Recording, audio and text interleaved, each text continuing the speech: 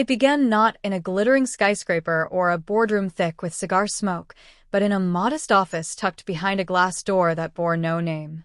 Those who entered seldom left without a deal that favored the man seated behind the heavy oak desk, a man who understood that in business, appearances were nothing, leverage was everything, and morality was a negotiable currency. He had made a career of spotting the desperation in others, their trembling hands, their shifting eyes, their need for approval, and pressing it until they broke. The world would later call his methods cheats, but in his own vocabulary they were nothing more than strategy. One of his earliest moves was so simple that its brilliance lay in its audacity.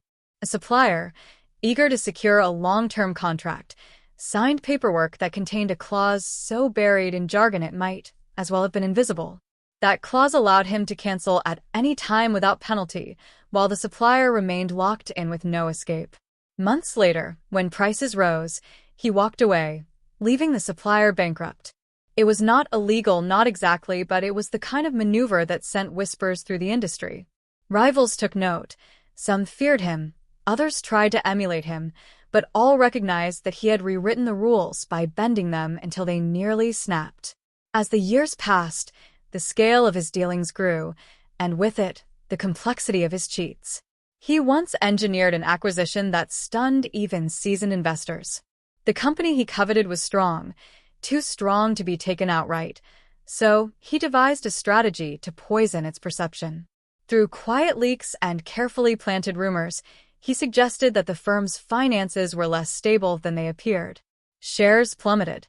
Panic rippled through the market, and when the smoke cleared, he stepped in to buy the company at a fraction of its worth.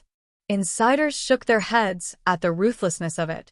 The public would never know, but the boardrooms buzzed with equal parts outrage and admiration.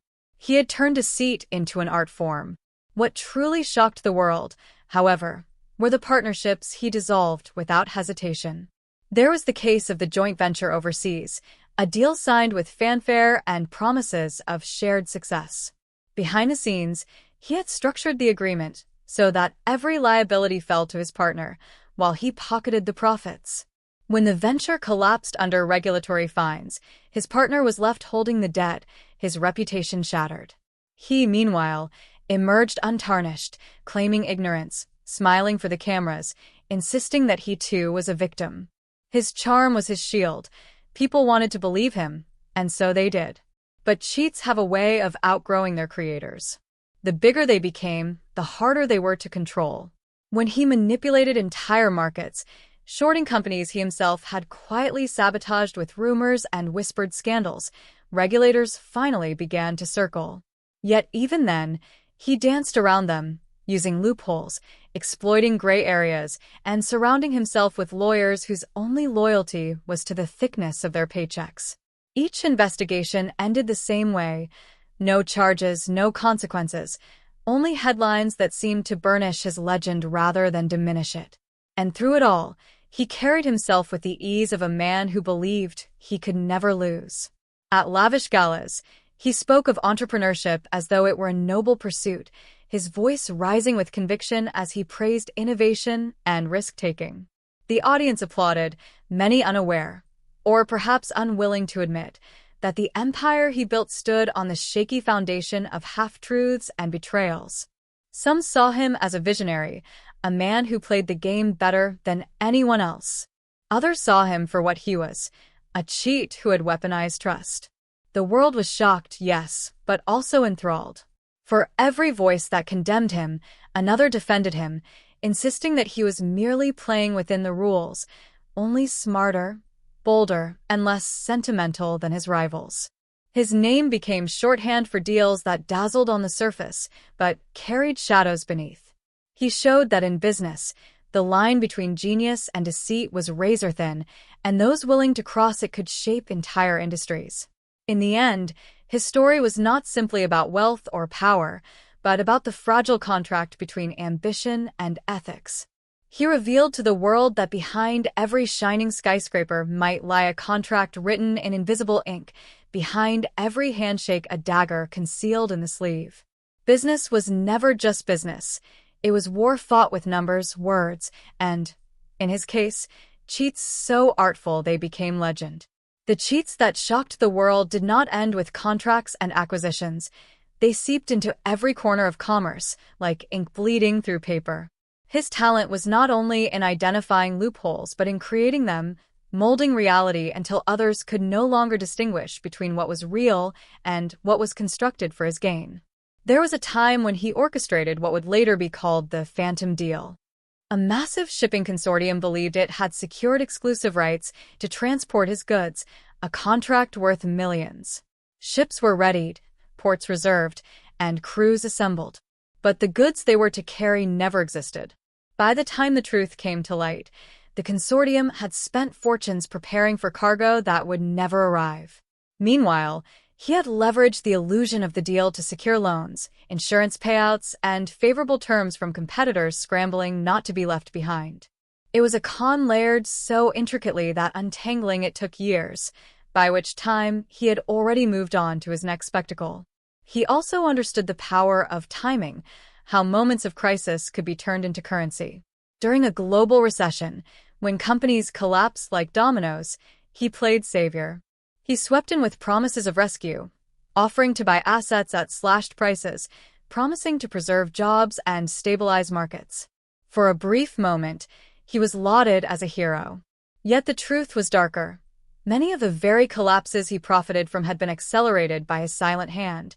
Subtle withdrawals of credit, whispered warnings to banks, and sudden demands for repayment that nudged already fragile businesses into freefall. He thrived in chaos, because chaos made people blind, and blindness made his cheats invisible. One of his most shocking maneuvers involved politics. He realized that business alone could not shield him forever. Regulators and watchdogs were predators lurking just out of sight.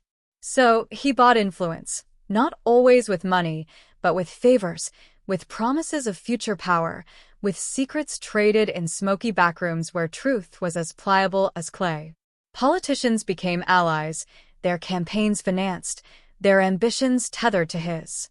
Legislation shifted subtly, rules bent quietly, and soon the very systems meant to restrain him served as tools in his arsenal.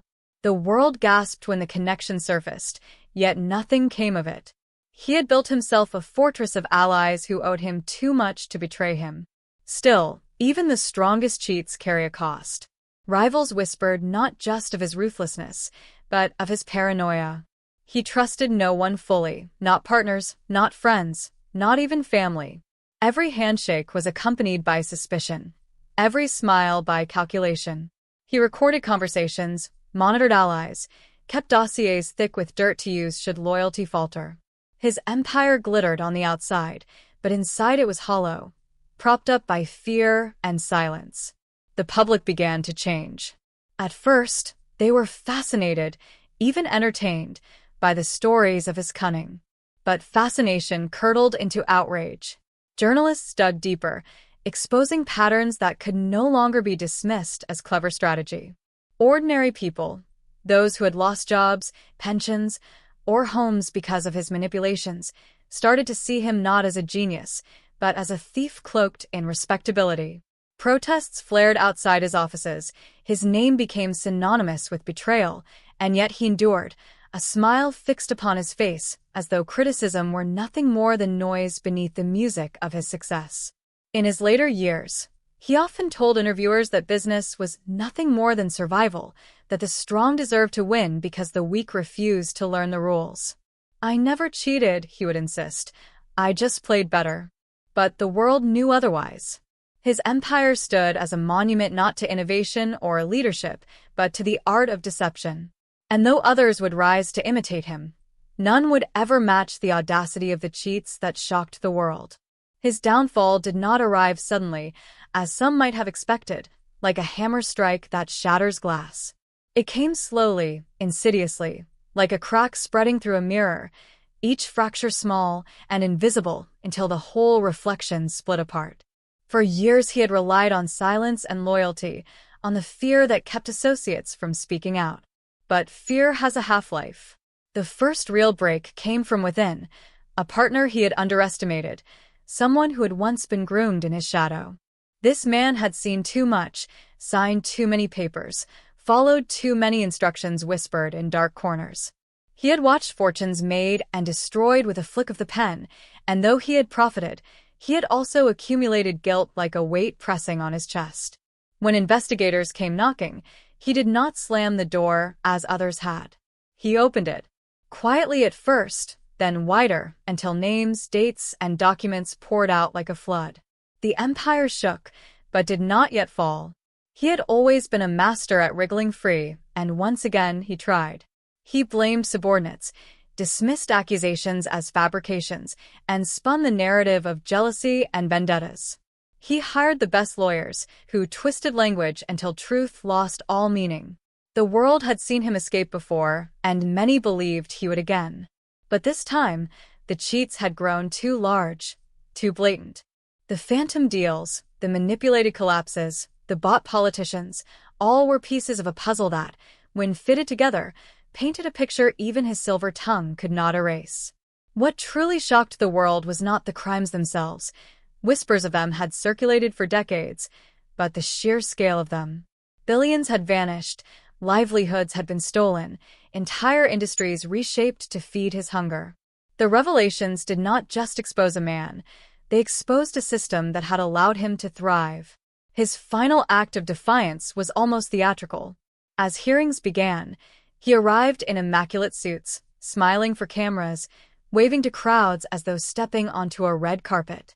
He spoke with the same confidence that had carried him through countless negotiations, insisting he was innocent, insisting he was misunderstood.